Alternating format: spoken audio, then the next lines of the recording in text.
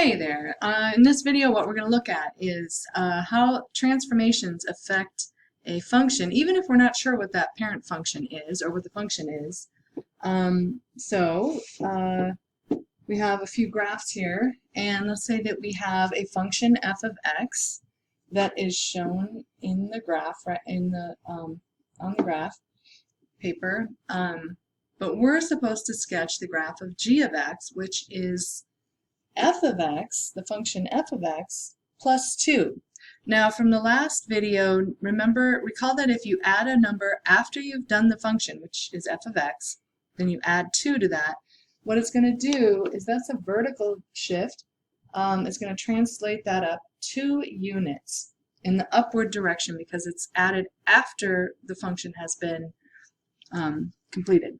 In this next graph here, we have another function. It looks like it's the square root function, but even if you didn't know what f of x was, if you had to graph f of x minus 3, because this is being subtracted inside the function, so you take x, subtract 3, and then perform the function, that means that it's going to shift horizontally.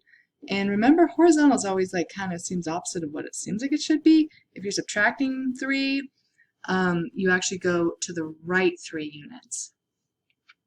And the next graph here, we have a function f of x, and it looks very much like a cubic function.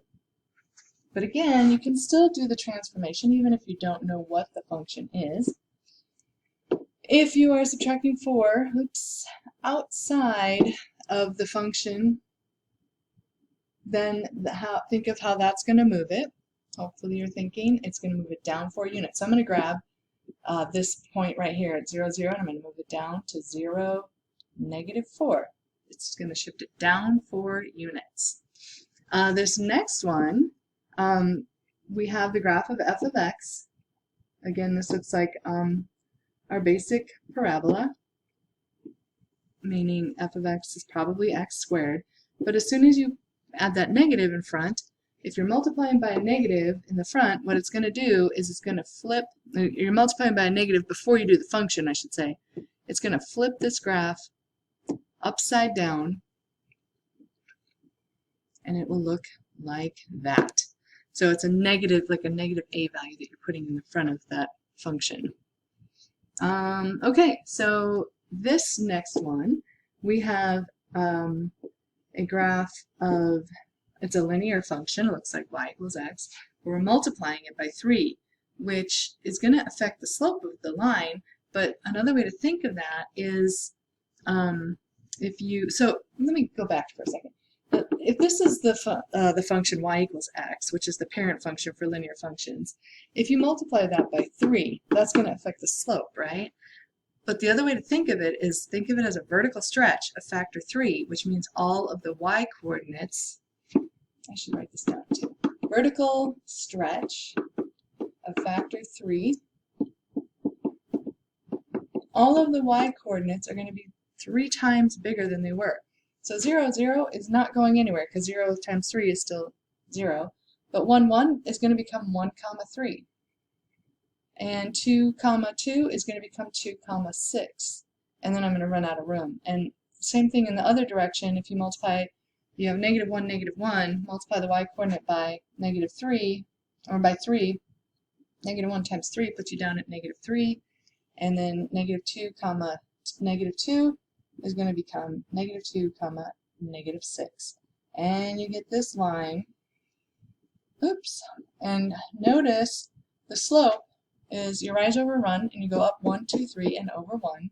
So that corresponds with how you originally learned how the graph of y equals 3x would compare to y equals x. The next one, again, is a parabola. And instead of writing 1/2 of x squared, we can write g of x is 1/2 of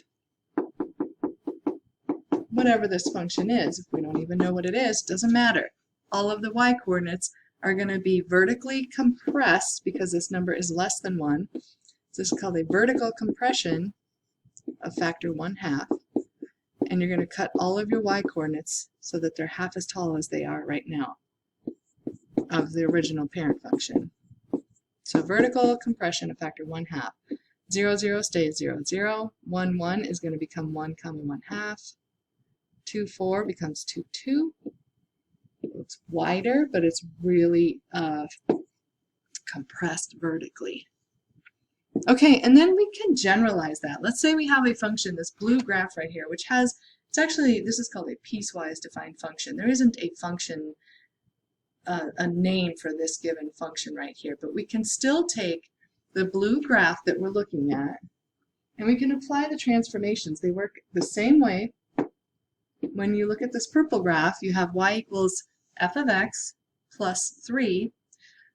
The 3 is being added after the function is performed, so it's going to shift the graph.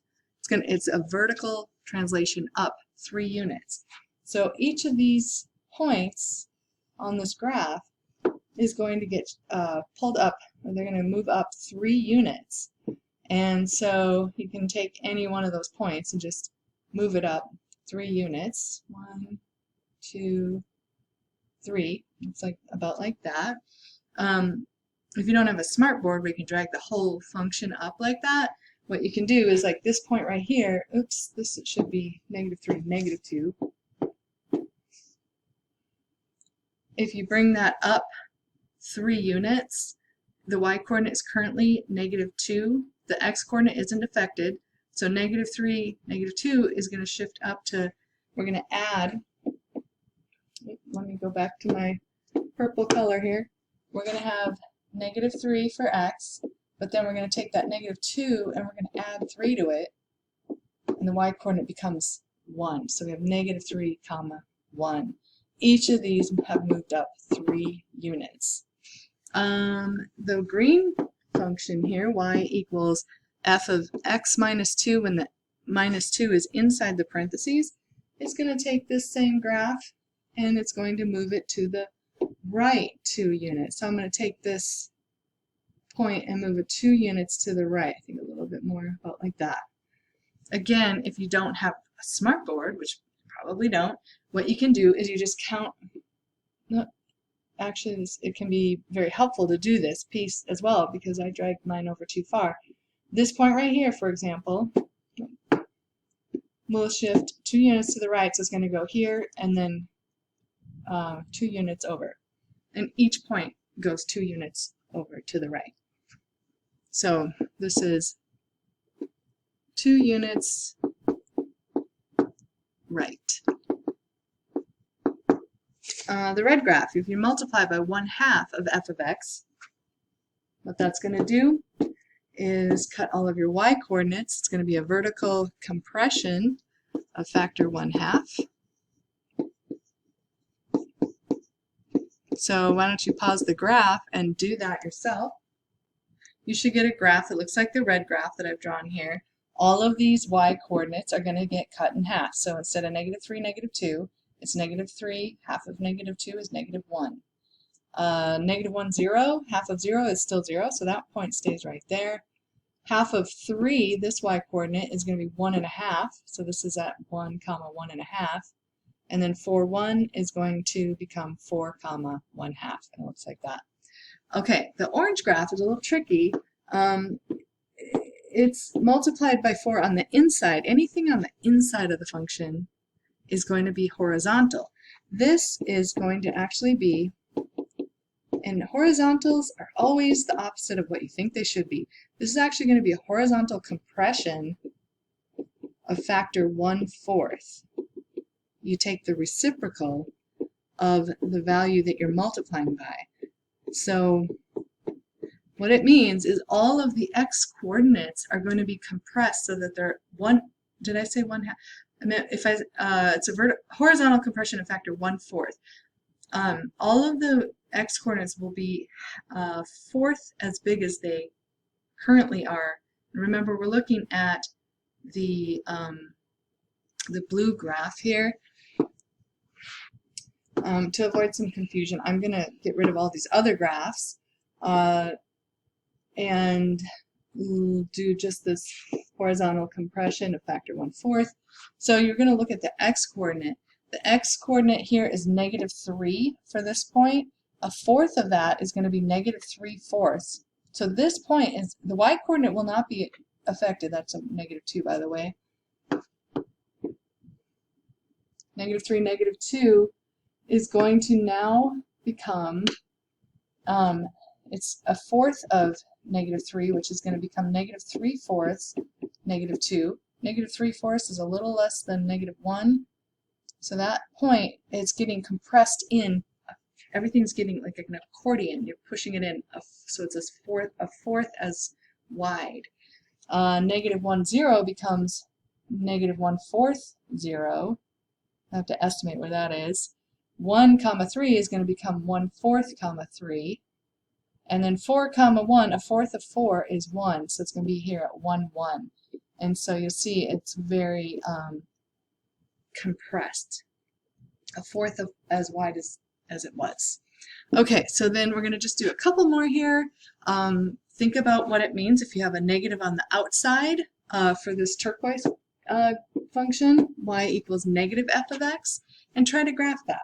The negative on the outside is going to flip the graph over the x-axis, so all of the y-coordinates are going to be exactly the opposite.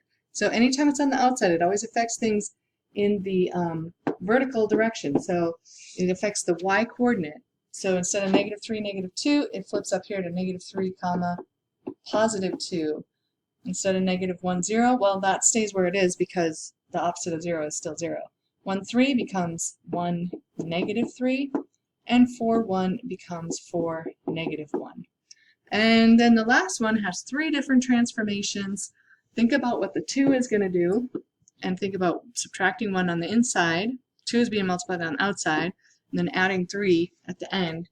And why don't you pause the video, write down what each transformation will do, and then we'll graph it. All right, so we have the 2 being multiplied in the front. That's going to be a vertical stretch of factor 2, meaning all the y-coordinates are going to be twice as big. So we have a negative 3, negative 2 becomes negative 3, negative 4. 1, negative 1, 0 is still 1, 0, or negative 1, 0. 1, 3 becomes 1, 6. 4, 1 becomes 4, 2. The minus 1 on the inside is going to shift everything to the right 1 unit, and the plus 3 on the outside shifts everything up 3 units. So if you don't have the smartboard, you can just count over. We're going to, like this point right here, let me make this a different color so you can see it a little better. This point right here, this point right here is going to move over to the right 1, and then it's going to shift up 3. So it's going to be at negative 2, if it's, oh wait, this point, the coordinates of that point, let me write those down before I do this. The coordinates of this point was negative 3, negative 4. So when I shift it over to the right one, it's going to become negative 2, and then it's going to go up 3 units. So it'll be up here at negative 1. So negative 2, negative 1.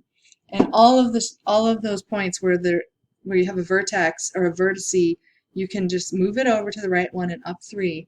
And you'll end up with a graph that looks like,